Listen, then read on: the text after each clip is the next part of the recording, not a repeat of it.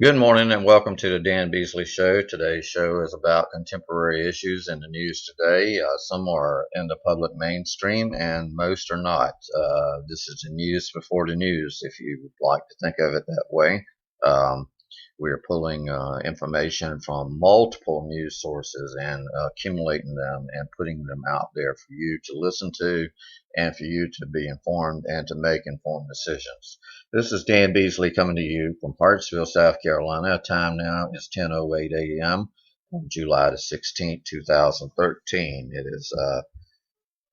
is Tuesday, and we have nice weather on tap for us today here in Hartsville, South Carolina. However, the northeast portion of the country is going to be suffering extreme heat as the day progresses. They could reach up into the high 90s. Which is highly unusual for that part of the country. So anyway, let's get into our news for today. Our first news item for today is coming to us, um, uh, from Washington, D.C., and it's about at the same time that federal agencies like the Department of Homeland Security are buying up ammunition stockpiles around the country and shipping large quantities overseas for use by the military. The Obama administration is now pushing states to mandate green ammunition that is free from lead. The result, ammo supplies for law-abiding citizens have dried up in recent months, and experts expect it to get worse. The potential exists for the de facto ammunition ban, says Roy Bronson of the Minnesota-based National Shooting Sports Foundation. Some sources even describe the developments as a conspiracy to limit Americans' Second Amendment right. Unprecedented ammunition shortages have been in the headlines for months, with stores often limiting purchases to one or two boxes if they have the desired caliber at all. Often retail shelves that used to hold an abundant amount of ammunition supplies display nothing but dust. Now it appears that the developments creating that unwelcome convergence, including a campaign to move towards non-toxic, non-lead bullets because of health concerns associated with lead, the mass purchases government is known to make, and even the shipments of supplies overseas. The health concerns is the sources say the healthcare advocates are arguing that lead bullet fragments, especially in games such as venison or neurotoxins that can harm children and developing fetuses. Excuse me. Moving on with our next news item, the court bats Obamacare back to the Supremes. This story is coming to us today about the Supreme Court receiving a second chance to reconsider Obamacare. Chief Justice John Roberts and his cohorts on the Supreme Court will get a second chance to slap down the health care known as Obamacare. The Fourth U.S. Circuit Court of Appeals ruled Tuesday that the Constitution's Commerce Clause is enough authority for Congress to demand employers purchase private health insurance for their employees to pay government fines.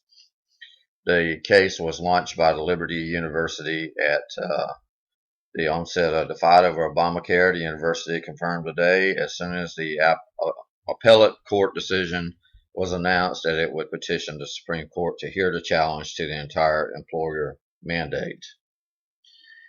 Moving on to our next news story, the EU cracks down on West Bank settlements. No aid for Israel without guarantee it won't go to disputed territory.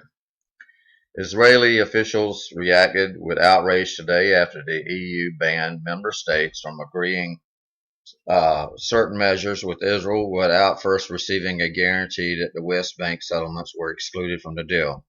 One described the measure, which will come into force on Friday, as an earthquake for EU-Israeli relations. The notice prohibits all 28 EU states from providing grants, prizes, and financial instruments funded by the EU that benefits anyone in the settlements. The settlements, effectively villages and towns, or Jewish communities built on what is internationally regarded as Palestinian land. Settlements are considered illegal under international law. The new regulation requires any new agreement to carry a clause guaranteeing that the settlements are not part of the arrangement. While many in Israel deny it, the settlements are regarded by the EU officials as one of the biggest obstacles to any lasting peace between the Israelis and the Palestinians. Our next news story has to do with the Fukushima plant meltdown disaster in northeast Japan. We're talking about 2 years after the nuclear disaster. They're saying Japan is now spawning freaky fruits and vegetables. And by that we mean that it might be wise to steer clear of the vegetables from Japan's Fukushima area for like a few hundred years. According to the article, a Korean website assembled an image collection of produce from the towns and villages surrounding the Fukushima Daiichi nuclear power plant, and they are not pretty pictures. They have Siamese twinned corn cobs, which can be called only peaches, and with elephantitis, and the region's agriculture appears to have taken a heavy radiation hit from the nuclear disaster in 2011. It's not clear yet what effect eating the produce might have on the population, but you never know. It could be pretty dangerous, but you never know.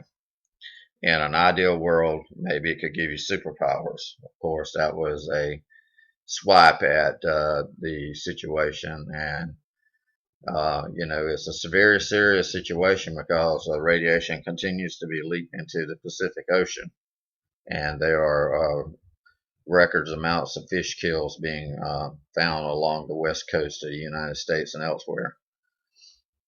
In the news today, also in the news of science, scientists are developing robot farmers. As you well know, our immigration problem started out with immigrant workers, migrant workers that were coming in to help fill the void of a lack of human labor, people not being able to find the means or the ability to be able to work on farms and move into the cities and the urban areas.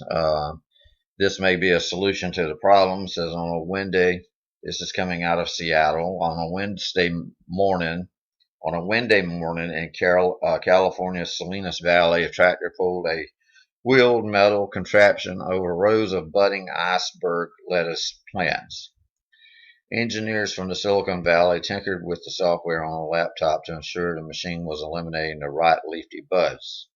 The engineers were testing the lettuce bot, a machine that can thin a field of lettuce in the time it takes for 20 workers to do the job by hand.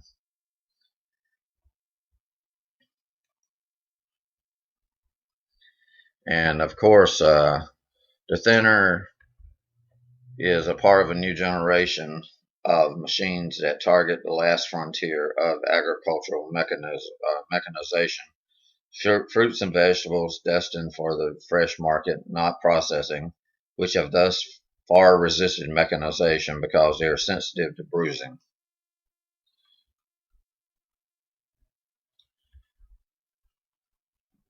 And more information on that is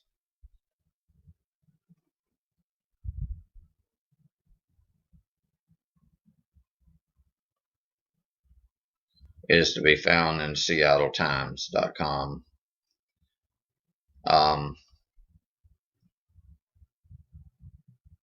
Researchers, according to this article, are also designing robots for the most delicate crops to be integrated by integrating advanced sensors, powerful computing, electronic computer vision, robotic hardware, and algorithms, as well as networking and high-precision GPS localization technologies. Most ag robots won't be commercially available for at least a few years. So anyway, that's the news coming out of Seattle regarding robot farming. The next news article also is scientifically related. NASA aborts a spacewalk due to a water leak in a helmet.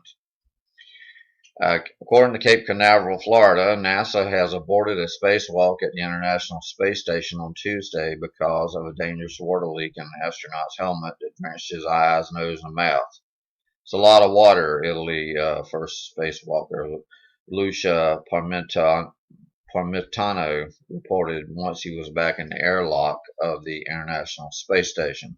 The leak was so bad that Parmitano asked his spacewalking partner, American Christopher Cassidy, to help him back in. Trouble cropped up barely an hour into what was to be a 6-hour spacewalk to perform cable work and other routine maintenance. It was the astronaut's second spacewalk in 8 years. Parmitano startled everyone when he announced he felt a lot of water on the back of his head. First, he thought it was sweat because of his exertion on the job, but he was repeatedly assured that it was not sweat. Cassidy said it might be water from his drink bag, and it looked like a half-liter of water had leaked out. And the water eventually got into his eyes, and that's when NASA ordered the two men back inside. Then the water drenched his nose and mouth, and he had trouble hearing on the radio lines. Parmitano could not speak because of all the water. He looks fine, Cassidy assures everyone. He looks miserable, but he's okay. Cassidy quickly cleaned up the work site since Parmitano was back in the airlock. NASA seldom cuts short a spacewalk.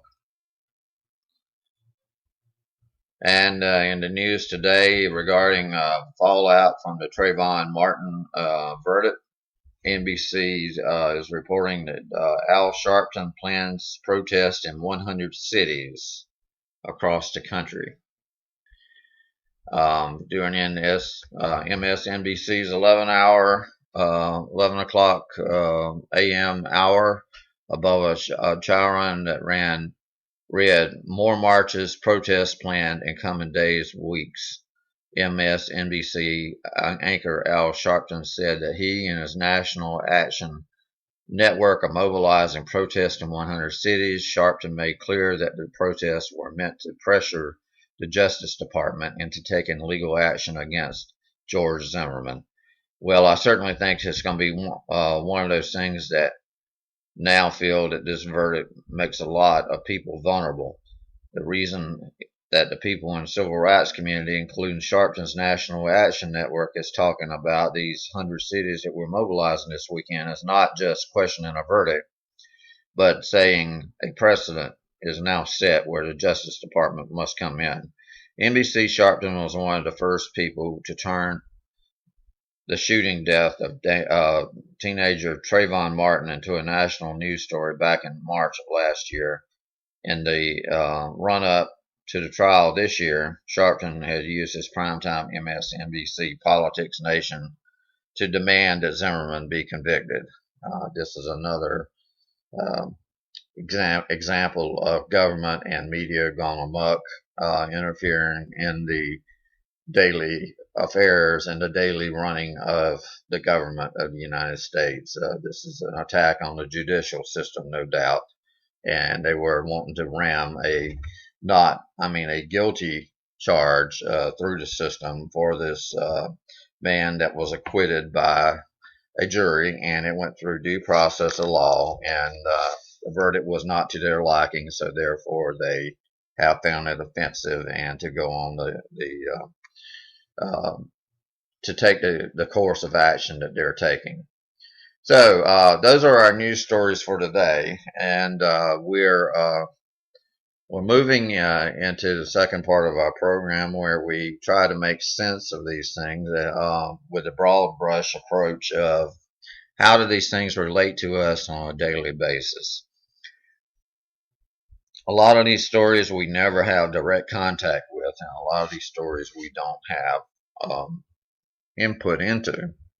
I mean, they're played out on the stage of life, and we can form our opinions. We can discuss it with our neighbors and friends. However, just what constitutes an absolute authority in regard to the way we should interpret these incidents? Well, the Bible says that